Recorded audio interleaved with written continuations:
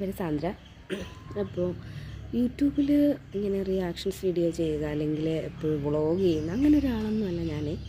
പിന്നെ സാധാരണഗതിയിൽ ഞാൻ ചെയ്യുന്നതെന്ന് പറഞ്ഞാൽ ചെറിയ ഷോർട്സ്, പിന്നെ കുറച്ച് മോട്ടിവേഷൻ കോട്സ്. പണ്ട് മുതലേ മറ്റുള്ളവരിങ്ങനെ മോട്ടിവേറ്റ് ചെയ്യുന്ന കാര്യത്തിലൊക്കെ ഭയങ്കര ഇഷ്ടമാണ്.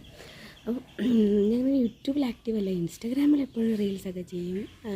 എന്നാലും ഒരു ഭയങ്കര ഒരു ആക്റ്റീവായിട്ടുള്ള ഒരാളൊന്നുമല്ല. നമ്മളൊക്കെ വന്ന കഥയിലേ ഉള്ളൂ, വളരെ കുറച്ച് സബ്സ്ക്രൈബേഴ്സും ഒക്കെ ആയിട്ട് ഇങ്ങനെ പോകുന്നുണ്ട്. അപ്പോൾ ഇങ്ങനെ റീസെൻ്റായിട്ട് യൂട്യൂബ് നമ്മൾ ഒരുപാട് ചെക്ക് ചെയ്യുമ്പോൾ തന്നെ നമ്മുടെ ഫീഡിലൊക്കെ ഇങ്ങനെ വന്ന് അടിഞ്ഞു കൂടുന്നത്, എന്താ പറയുക, തിരമാല അടിഞ്ഞു കൂടുന്ന പോലെ വന്നു കൂടുന്നത് മുഴുവനും നെഗറ്റീവ്സാണ്.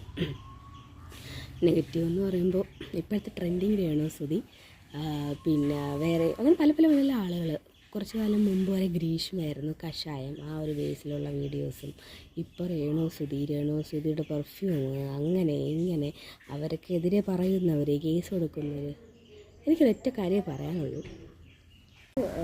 ഒരൊറ്റ കാര്യമുള്ളൂ. നമ്മൾ എന്തിനാണ് മറ്റുള്ളവരുടെ ജീവിതത്തിലേക്ക് ഇങ്ങനെ ആഴ്ന്നിറങ്ങുന്നത്? നമുക്കൊക്കെ അഭിപ്രായ സ്വാതന്ത്ര്യങ്ങളൊക്കെ ഉണ്ട്. മറ്റുള്ളവരെന്ത് പറയുന്നു ചെയ്യുന്നതൊക്കെ നമുക്ക് നോക്കാം, ശരിയാണ്. പക്ഷേ മറ്റുള്ളവരുടെ ജീവിതത്തിലേക്ക് നമ്മൾ ഒരുപാട് ആഴ്ന്നിറങ്ങി അതിൻ്റെ പിറകെ പോയി അവർക്ക് നമ്മൾ ചെയ്തു കൊടുക്കുന്ന ഉപകാരം കൂടിയാണ്, റീച്ച് കിട്ടുകയാണ് ചെയ്യുന്നത്. ഇപ്പോൾ എല്ലാവരും പറയുന്നത് രേണുസുതിയെ വിമർശിക്കുന്നുണ്ട്. പക്ഷേ ആ വിമർശനങ്ങളിലൂടെ ഫെയിം ആയതാരാണ്? ആ വ്യക്തി തന്നെയാണ്. എന്തിനാണ് നമ്മുടെ സമയവും കളഞ്ഞ് ഇങ്ങനെയുള്ള ആൾക്കാരെന്നല്ല, വെറുതെ അവരുടെ കുറ്റം കണ്ടുപിടിച്ച് അവരെ തന്നെ ഫെയിമാക്കി വിടുന്നതിൻ്റെ ആവശ്യമുണ്ടോ? ഇപ്പോൾ നമ്മുടെ നാട്ടിൽ ഇപ്പോൾ ഒരാളെ മാത്രമായിട്ട് ഞാൻ പറയുന്നതല്ല, സാമ്പത്തിക മാന്ദ്യമുള്ളതോ അല്ലെങ്കിൽ സാമ്പത്തിക ബുദ്ധിമുട്ടുള്ളതോ അല്ലെങ്കിൽ ഹസ്ബൻഡ് മരിച്ചു പോകുന്നതോ അല്ലെങ്കിൽ മക്കൾ മരിച്ചു പോകുന്നതോ ആദ്യമായിട്ടുള്ളൊരു വ്യക്തിയല്ല, ആരും ആദ്യത്തേതല്ല.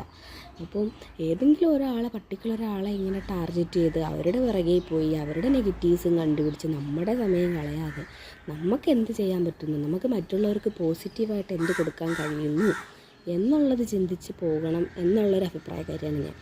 അപ്പോൾ നിങ്ങളുടെ അഭിപ്രായം എന്താണ്? അത് വിമർശനങ്ങളാകാം, നല്ലതാവാം, ചീത്തയാകാം. അതല്ല ഇവിടെ കമൻറ്റിൽ നിങ്ങളുടെ അഭിപ്രായം കൊടുക്കുക. ഇത് റീച്ച് ആകുമോ അല്ലെങ്കിൽ ഇത് മറ്റുള്ളവരിലേക്ക് എത്തുമോ എന്നൊന്നും എനിക്കറിയില്ല. പക്ഷേ എൻ്റെ ഒരു അഭിപ്രായം ഞാൻ പറയുന്നതാണ്, നെഗറ്റീവുകൾക്ക് പിറകെ പോകാതെ നമ്മുടെ ലൈഫെന്ന് പറയുന്ന പോസിറ്റിവിറ്റി കൊണ്ട് നിറയ്ക്കുക. അപ്പോൾ പോസിറ്റീവായിട്ടുള്ള ചിന്തകൾ കൊണ്ടുപോവുക, പോസിറ്റീവായിട്ട് ചിന്തിക്കുക. നമ്മൾ പോസിറ്റീവായാൽ മാത്രമേ മറ്റുള്ളവർക്ക് നല്ല കാര്യങ്ങൾ ചെയ്യാൻ കഴിയുള്ളൂ. അപ്പോൾ താങ്ക് യു.